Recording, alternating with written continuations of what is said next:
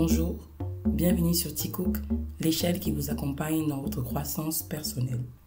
Je souhaitais commencer ce podcast en vous souhaitant une excellente année 2025. Que cette année soit pleine de santé et de réussite dans vos projets personnels comme professionnels. Que ce soit une année de dépassement et que vous puissiez débloquer un autre niveau dans votre développement personnel, dans l'accroissement de vos finances et également dans le développement de votre carrière. Je tiens également à m'excuser de la grosse pause qu'il y a eu entre le dernier podcast en décembre et ce podcast-ci. J'ai pris quelques semaines pour moi et c'est vrai que j'étais très occupée entre les vacances et la reprise professionnelle. Je ferai des efforts pour reprendre la régularité que nous avons connue l'année dernière. J'aurais aimé poster ce podcast l'année dernière, en fin décembre, avant 2025. Pourquoi ? Pour vous donner les billes pour que vous puissiez commencer l'année en préparant vos objectifs. Néanmoins, il n'est pas tard pour que ce podcast sorte parce que pour les personnes qui n'ont pas encore travaillé sur leurs objectifs 2025, ça sera l'occasion de s'y mettre. Et pour ceux qui ont déjà fait l'exercice, ça sera l'occasion de challenger ce que vous avez fait et de les confirmer ou de les modifier. Pour ceux qui ne me connaissent pas et qui découvrent ce podcast, je m'appelle Stella, je suis membre du comité de direction d'une grande entreprise sur le continent. Je suis passionnée de finances personnelles et de développement personnel et j'accompagne depuis des années des hommes et des femmes sur les sujets de développement de carrière ou de développement personnel. Le sujet de ce podcast est la définition des objectifs 2025 et des objectifs qui sont en lien avec votre plan de vie. Concernant le plan de vie, je vous renvoie toujours à mon premier podcast qui s'appelle « Construire une vision claire de la vie que tu souhaites », qui permet justement d'avoir une vision claire de la vie qu'on veut sur tous les différents plans de sa vie, professionnelle, familiale, individuelle, financier, etc. Donc, pour moi, pour pouvoir se donner des bons objectifs pour l'année, il faut avoir cette vision claire. Et donc, si votre vision n'est pas claire, je vous renvoie vers ce podcast. Si votre vision est déjà claire, on va pouvoir entrer dans le vif du sujet. Pour mettre en place ces objectifs de 2025 qui sont en lien avec votre plan de vie, je vais d'abord vous demander, est-ce que vous savez rêver grand ? Il est important d'aller sur des objectifs qui sont ambitieux mais atteignables. Et donc, la première question auquel je souhaite répondre, c'est comment rêver grand. Et pour rêver grand, il faut commencer en fait par croire en soi. Et donc, croyez en vous, ne vous sous-estimez pas. Vous devez avoir conscience de vos atouts plus que de vos faiblesses. On a tendance à s'arrêter sur nos faiblesses alors qu'il faut d'abord prendre conscience de ses atouts. Les faiblesses, on va les travailler, mais entre-temps, vous pouvez vous appuyer sur vos atouts pour aller de l'avant. Vous devez ensuite identifier les choses que vous aimez vraiment. Qu'est-ce que vous aimez, qu'est-ce que vous n'aimez pas. C'est aussi ça qui va vous permettre de savoir vers quoi rêver en fait. Et de rêver sur quelque chose qui vous correspond réellement et où vous saurez puiser en vous les éléments nécessaires pour les atteindre. Quatrièmement, ne vous comparez pas aux autres. On a tendance à regarder ce que les autres font et à se dire « Ah, mais lui, il en avance par rapport à moi, lui, il fait ci, et moi, je n'ai pas fait. » Mais est-ce que ce que l'autre fait correspond vraiment à ce que vous voulez, premièrement? Ensuite, la vie, ce n'est pas un sprint, c'est une course de fond, c'est un marathon. Il y a des personnes qui commencent très vite, mais qui, en cours de route, vous allez les rattraper et les dépasser. Donc, ne comparez pas votre vitesse à celle des autres.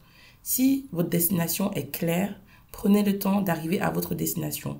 À force de vous comparer, vous pourriez prendre le risque de vous détourner de votre propre chemin et d'aller vers un chemin qui ne vous correspond pas et finalement arriver quelque part où vous ne vous sentirez pas à l'aise.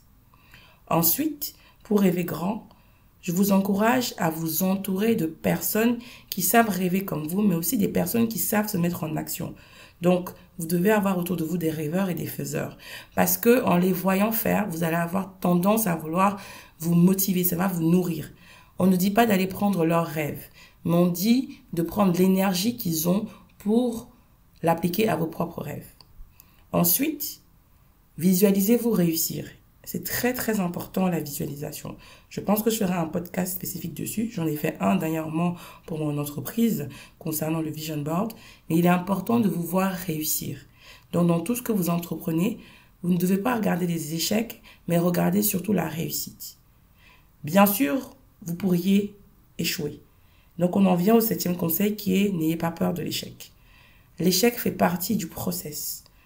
Le plus important, ce n'est pas de ne pas échouer. C'est que quand vous échouez, il faut vous relever. Donc, n'ayez pas peur de l'échec parce que pour réussir, à un moment donné, on doit échouer. Mais on doit apprendre de ces échecs pour mieux se relancer. Et surtout, tout à l'heure, je disais, appuyez-vous sur vos atouts. Mais comme vous savez que vous avez aussi des carences, vous devez continuer à apprendre et à vous développer. Donc, vous devez être dans l'amélioration continue. Si vous appliquez tout cela, vous vous rendrez compte que rêver grand est possible et atteindre ses rêves, c'est possible. Et donc, vous allez continuer à rêver de plus en plus grand. Il y a une citation que j'aime beaucoup de Jim Rohn qui dit « Si vos rêves ne vous effraient pas, c'est qu'ils ne sont pas assez grands. » Donc, avant qu'on aille dans l'élaboration des objectifs, il faut être clair que vous ne devez pas vous brider et que vous devez rêver grand. J'ai l'habitude depuis plusieurs années de faire des objectifs chaque année. Et chaque année, je fais mon bilan et c'est comme ça que j'avance dans ma vie et dans ma carrière. J'ai une vision très claire de là où je vais arriver. Je me suis donné des échéances pour y arriver. Et donc, chaque année, je fais un breakdown un peu de ce que je veux. Et après, je peux rajouter des objectifs de court terme à cela. Et plusieurs fois, les gens m'ont dit, mais ça ne sert à rien. On ne peut pas déterminer l'avenir. Les choses peuvent arriver différentes de ce qu'on a programmé, etc. Et je dis, oui, on ne peut pas déterminer à 100% son avenir parce que des choses imprévues peuvent arriver qui font qu'on ne peut pas faire 100% de ce qu'on a prévu. Mais en fait, quand on est clair dans ce que l'on veut et qu'on sait où on veut aller et qu'on se donne les moyens d'y arriver, on a beaucoup plus de chances d'y arriver que quand on ne fait rien. Et d'ailleurs, l'univers, Dieu, capte cette envie de réussir et pousse des opportunités devant nous. Là où avant, les opportunités vont arriver, on ne sera pas capable de les détecter. Quand on a la clarté, on a la capacité de détecter ces opportunités. Et donc, pourquoi il faut élaborer des objectifs? Parce que ça vous permet d'avoir une boussole, d'avoir quelque chose qui vous aide à vous diriger et ne pas juste vous laisser trimballer à gauche et à droite par le vent. Parce que ça vous permet de vous structurer et de vous concentrer sur les choses qui sont importantes pour vous dans un horizon donné. Parce que ça vous motive et parce que vous êtes sûr de vraiment avancer dans la direction de vos rêves et dans la direction de la vie que vous souhaitez vivre. Donc, comment on fait pour élaborer des objectifs?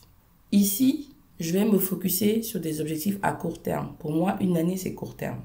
Pour des objectifs à long terme, il faut revenir à mon premier podcast et vraiment avoir une vision claire de votre plan de vie. Donc là, on reste vraiment sur la vision de 1 an. Comment élaborer des objectifs pour du court terme? Déjà, vous devez prendre un moment de réflexion. Donc, vous devez vous mettre dans un endroit calme et vous poser des questions sur les différents aspects de votre vie. Comment vous voyez votre année d'un point de vue personnel, d'un point de vue professionnel, d'un point de vue financier, d'un point de vue développement personnel? Comment vous voyez vos voyages? Quels apprentissages vous souhaitez faire? Vous devez vous poser des questions dans tous les aspects de votre vie. Et vous devez vous visualiser. C'est pas juste de lister, vous devez vous visualiser pour voir est-ce que c'est vraiment ce que vous voulez, qu'est-ce que ça vous fait ressentir, est-ce que quand vous vous projetez, ça vous donne vraiment envie. Et vous commencez à lister ça au fur et à mesure, dans le désordre. L'exercice peut se faire par écrit ou vous pouvez enregistrer des notes vocales si vous êtes plus dans l'auditif. Donc ça va vraiment dépendre. Moi, je suis très écrit, donc en général, j'écris. Mais il y a d'autres personnes qui vont préférer s'enregistrer, se réécouter. Donc, vous faites ce qui vous correspond. Donc, vous posez ces questions sur tous les différents aspects. Vous prenez 1 heure ou 2 heures un dimanche, au calme, et vous le faites. J'aime laisser ça de côté quelques jours et revenir dessus. Et quand vous revenez, vous relisez votre liste et vous allez voir que potentiellement, il y a des choses qui ne vous intéressent plus, qui ne font pas sens, vous les barrez, il y a d'autres choses que vous allez rajouter. Mais vous allez voir qu'il y a toujours des choses qui reviennent. Et donc, vous allez commencer à prioriser en vous disant, si je dois choisir 2-3 objectifs clés pour l'année, vraiment 2-3 choses qui sont essentielles pour moi, c'est lesquelles? Et c'est ceux-là que vous devez entourer pour l'instant. Ce qui ne veut pas dire que les autres petits objectifs ou des objectifs moins importants, vous n'allez pas pouvoir les faire, mais vous allez d'abord vous concentrer sur ces 2-3-là. Et une fois que vous avez identifié ces 2-3, ensuite, ce qui va être important, c'est vraiment de déterminer l'objectif. Et pour déterminer les objectifs, je pense qu'en entreprise, vous avez tous fait le SMART, spécifique, mesurable, atteignable, réaliste et avec un horizon temps. Et donc, cet objectif, vous allez déterminer. Je donne un exemple. Je dis, moi, cette année, je veux perdre du poids. Ok, mais ce n'est pas un objectif qui est smart. Donc, il va falloir que je détermine une cible à atteindre. Et donc, je vais pouvoir me dire, cette année, je veux, par exemple, perdre 10 kilos avant le mois de juillet parce que c'est mon anniversaire. Ok? Ou je vais dire, cette année, je veux pouvoir descendre d'un IMC avant décembre. Il va falloir être spécifique et mettre un horizon temps. C'est important parce que après, quand vous allez travailler sur votre plan d'action, vous allez faire votre plan d'action par rapport à cet objectif qui est spécifique. Si votre objectif, c'est par exemple, vous dites, je veux atteindre l'indépendance financière d'ici la fin de l'année, l'indépendance financière, c'est quoi? Ça veut dire que vous avez un montant que vous avez déterminé qui vous permet de couvrir vos charges. Donc, par exemple, je dis 1 million. Et vous allez vous dire, d'ici fin décembre, je veux atteindre 1 million de revenus récurrents. Et par rapport à ça, vous allez faire un plan d'action qui va vous permettre de faire des investissements pour atteindre ce 1 million-là. Donc, vous devez être très spécifique parce que si vous ne l'êtes pas, ça va être difficile pour vous de faire un plan d'action clair pour vous permettre d'atteindre cet objectif. Donc, une fois que vous avez déterminé les 2 ou 3 objectifs qui sont vraiment prioritaires, vous les entourez et vous les écrivez. Et ensuite, vous pouvez commencer à regarder encore votre liste et voir s'il n'y a pas d'autres objectifs qui sont peut-être moins prioritaires, mais qui sont aussi faciles à faire dans un temps court et qui peuvent tout de suite vous gratifier et que vous vous dites, je peux le faire sans trop de concentration. Et vous pouvez en rajouter quelques-uns comme ça, mais pour moi, je le mets dans une seconde liste secondaire. Ok? Et là, on va se concentrer sur les 2-3 actions prioritaires. Quand vous avez l'habitude de faire ces exercices d'élaboration d'objectifs, vous n'allez pas vous arrêter à 2 ou 3 objectifs. Vous allez vouloir aller plus loin. Et moi, par exemple, j'ai des rubriques. Et c'est à vous de déterminer vos rubriques. J'ai une rubrique professionnelle. J'ai une rubrique développement personnel. J'ai une rubrique santé physique. J'ai une rubrique investissement. J'ai une rubrique give back. Et une rubrique pour mon fils. C'est-à-dire les choses que je veux mettre en place dans ma relation avec mon fils. Ce qui fait que moi, j'ai 6 rubriques en fait. Mais vous pourriez décider de n'en avoir que 2, 3, 4. Vous pourriez décider de rajouter d'autres rubriques. Par exemple, vos passions, vos relations avec les autres, les voyages, les livres. Enfin, c'est vous qui décidez des rubriques qui sont importantes pour vous. Et donc, maintenant, moi, ce que je fais, c'est que pour chaque rubrique, j'ai 1 ou 2 objectifs. Encore une fois, j'ai l'habitude de le faire. Et donc, ça ne me fait pas peur d'avoir plusieurs objectifs. Pour des personnes qui commencent, je ne vous recommande pas d'en avoir autant parce que ça peut être difficile à suivre et vous pouvez à un moment vous sentir submergé et laisser tomber. Ok? Donc moi, pour chacune de mes rubriques, j'ai 1 ou 2 objectifs. Mais même ça, en fait, j'ai toujours quand même 2-3 objectifs qui sont vraiment les plus importants pour moi. Très souvent, ça va être sur la partie professionnelle, la partie santé physique, et bien sûr, la partie investissement, puisque je suis dans une logique où je suis en train de travailler pour prendre mon indépendance financière. Donc voilà. Une fois que vous avez finalisé cet exercice et que c'est très clair pour vous vos objectifs de l'année, il est important de les mettre quelque part où vous pourriez les visualiser. Si vous êtes écrit comme moi, vous allez écrire ça sur une feuille et vous allez pouvoir soit le coller sur un mur, soit l'avoir dans un cahier sur votre table de chevet, sur votre téléphone, voilà, un endroit où vous savez que vous pouvez régulièrement le voir. Pour ceux qui vont être auditifs, ça va être de vous faire un voice note et de l'écouter régulièrement. Pour ceux qui sont très visuels, vous allez faire ce qu'on appelle un vision board et vous allez donc coller des photos, des images qui correspondent à vos objectifs et après le placer dans votre chambre, dans une maison. Je pourrais faire un podcast prochainement sur le vision board où vous pouvez aller sur Google ou sur YouTube. Vous allez voir beaucoup de vidéos qui vous expliquent comment faire un vision board. En tout cas, vos objectifs doivent être quelque part où vous pouvez régulièrement y jeter un coup d'œil ou l'écouter pour rester focus sur l'année parce qu'on a tendance à les mettre de côté et à passer à autre chose. Et c'est le meilleur moyen de ne pas les oublier, de vraiment les faire. Ensuite, c'est pas tout d'écrire des objectifs, même si vous les avez écrits de façon smart. Comme je vous ai dit, il va falloir faire un plan d'action. Thomas Edison disait « Une vision sans exécution est une hallucination ». Donc, si vous voulez vraiment pouvoir atteindre vos objectifs, la suite, ça va être de faire un plan d'action. Un plan d'action clair. Et donc, c'est un plan d'action jusqu'à l'échéance que vous êtes donnée par rapport à la métrique que vous avez choisie. Et ce qui est important, c'est que votre plan d'action doit être clair, exécutable, et vous devez avoir des étapes intermédiaires. Et pourquoi des étapes intermédiaires? Parce que quand vous allez faire vos revues, on parlera tout à l'heure à quelle fréquence on est censé faire des revues de ces plans d'action, vous allez pouvoir voir que vous avancez. Et à chaque étape que vous allez atteindre, vous aurez des moments pour vous féliciter et ça va vous motiver. Si je reprends mon exemple de perte de poids, par exemple d'ici juillet pour mon anniversaire, j'ai dit les 10 kilos, je vais me dire par exemple, mon objectif c'est de perdre 2 kilos par mois ou mon objectif c'est de perdre 1,5 kg par mois. Et donc tous les mois, donc ce sont des petites étapes que je me donne et parce que ce sont des petites étapes, du coup ça me paraît moins compliqué d'atteindre ces 10 kilos. Et ce qui va être fait aussi, c'est que tous les mois, quand je vais atteindre mes 1,2 kg, mes 2 kilos de perte, je vais être très fière de moi parce que je sais que je suis sur le bon chemin. Et vous savez, ce sont l'effet cumulé de petites actions qui vous permet d'atteindre une grande action. Et ensuite, je vais me faire un plan d'action qui est clair. Pour perdre ces 10 kilos, sur quoi est-ce que je dois travailler?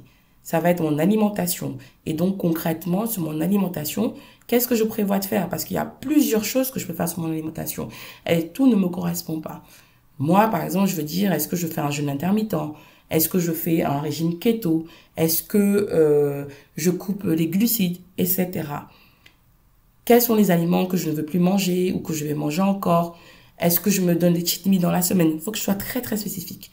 Ensuite, il y a le sport. Combien de temps de sport je souhaite faire par jour ou combien de fois par semaine? Est-ce que j'ai un type de sport précis par lequel je veux commencer? Peut-être qu'en janvier, je vais commencer par du cardio. En février, de la muscu. En mars, je vais me donner un challenge, je vais faire une course, etc., etc. Je vais parler, par exemple, du sommeil. Est-ce que je dois dormir beaucoup plus? Donc, en fait, il faut que je fasse un plan d'action qui est clair. Si je prends l'exemple de l'argent, où je dis, je veux pouvoir, d'ici fin décembre, générer 1 million de revenus passifs. OK? Donc, 1 million d'ici fin décembre, ça veut dire qu'il faut que je commence à générer des revenus avant.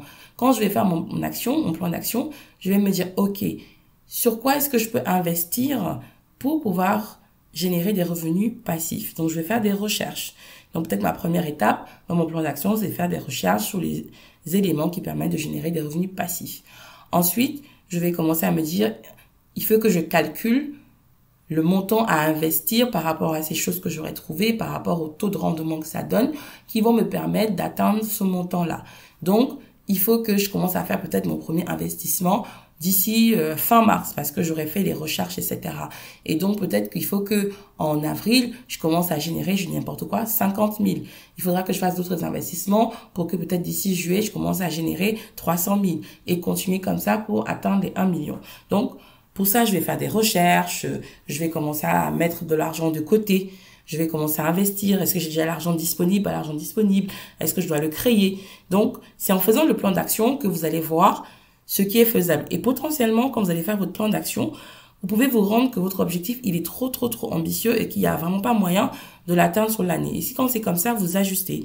Et donc, au lieu que ce soit, par exemple, 1 million à atteindre en 2025, peut-être que vous allez mettre en 2026 et vous allez vous dire pour 2025, je souhaite atteindre 500 000 parce que quand je fais mon plan d'action, je pense que c'est ça qui est le plus atteignable. Voilà, ça vous permet aussi d'ajuster. Donc, d'ajuster soit le plan d'action pour atteindre l'objectif, soit d'ajuster votre objectif s'il est vraiment trop ambitieux pour le faire sur le temps que vous êtes donné. Mais si vous vous donnez pas un temps, en fait, vous allez faire un petit peu comme vous voulez et vous n'êtes pas sûr d'y arriver et de toute façon, vous n'aurez pas un driver qui va vous permettre de vous dire, ah, peut-être que je commence à être off track. OK? Ensuite, vous allez dans l'exécution.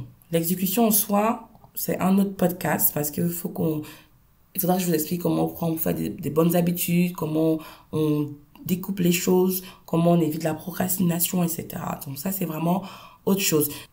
Je vous invite à aller écouter l'avant-dernier podcast qu'on a fait avec Henri Missola sur justement la productivité, la priorisation, les priorisations, la gestion de son temps, etc. Au cours de l'année, vous devez régulièrement suivre vos objectifs. Certaines personnes le font une fois tous les trimestres, d'autres le font chaque semaine, d'autres le font chaque mois. Moi, ma reco, c'est une fois par mois de s'asseoir et de faire le bilan du mois par rapport aux objectifs qu'on s'est donnés, de voir ce qui a marché, ce qui n'a pas marché et de voir comment s'ajuster. Et chaque trimestre, c'est là où il y a le seuil d'atteinte de l'objectif. Si c'est par exemple de l'argent, c'est là où vous allez voir si vous avez atteint le premier seuil que vous êtes donné, que ce soit les kilos, pareil. Ok? Et pour le suivi, ça peut être sur un Excel, sur du papier ou des applications. Il y a beaucoup d'applications qui existent pour le suivi d'objectifs. Donc, vous pouvez les utiliser, etc. Voilà. Donc, pour conclure sur ce sujet d'élaboration d'objectifs, le plus important, c'est d'avoir une vision claire sur votre plan de vie. Et encore une fois, je vous renvoie vers mon premier podcast. Ensuite, pour revenir sur les objectifs de court terme, qui est le but de ce podcast, c'est de prendre du temps pour vous, un temps calme, pour vraiment réfléchir à ce que vous souhaitez pour votre année, de mettre tout ça soit par écrit, soit en vocal, soit par image, de prioriser ceux qui sont importants. Les objectifs qui sont importants, c'est de les élaborer sous forme SMART, donc spécifique, mesurable, atteignable, réaliste et sous un horizon temps. Ensuite, si vous avez l'habitude de faire ce travail, comme je l'ai dit, c'est de placer vos objectifs dans les différentes rubriques que vous avez. Ensuite, d'élaborer un plan d'action clair avec des étapes au cours de l'année qui vont vous permettre d'être sûr que vous êtes sur la bonne voie pour atteindre vos objectifs. De faire des revues régulières, mensuelles et trimestrielles. De ne pas oublier de mettre ces objectifs dans un endroit où vous aurez accès régulièrement et donc vous pourrez jeter un coup d'œil et vous rappeler ces objectifs. Il est important de croire en vous, de vous dire que vous êtes capable de le faire, de vous visualiser en train de réussir ces objectifs. Je l'ai dit au début, l'échec fait partie du process. Si vous tombez à un moment donné, ça ne veut pas dire qu'il faut abandonner. Il faut juste vous dire, j'apprends de mon échec et je reprends avec de l'énergie parce que j'ai appris de mon échec et je sais que je suis capable de le faire. Donc, gardez cette confiance et n'abandonnez pas. Donc, ne vous dites pas en juin, oh mon Dieu, il est trop tard, je laisse tomber, j'attends l'année prochaine. Non, parce que vous allez toujours remettre à demain. Commencez en juin. Et même si à la fin de l'année, vous n'atteignez pas 100% de votre objectif, même si vous avez atteint 60%, 70%, c'est très bien. C'est mieux que rien du tout. N'hésitez pas à célébrer vos victoires, les petites ou les grandes. Donc, à chaque étape, célébrez-vous quand vous réussissez. Ça va vous motiver à continuer et surtout, ne lâchez pas l'affaire. Si vous avez d'autres questions sur l'élaboration des objectifs, n'hésitez pas à poser les questions en commentaire. Je répondrai. Et si vous voulez que je creuse plus certaines parties, n'hésitez pas aussi à me mettre tout cela en commentaire. Je vous dis à bientôt pour un nouveau podcast. Prenez soin de vous et misez sur vous pour votre réussite. Au revoir.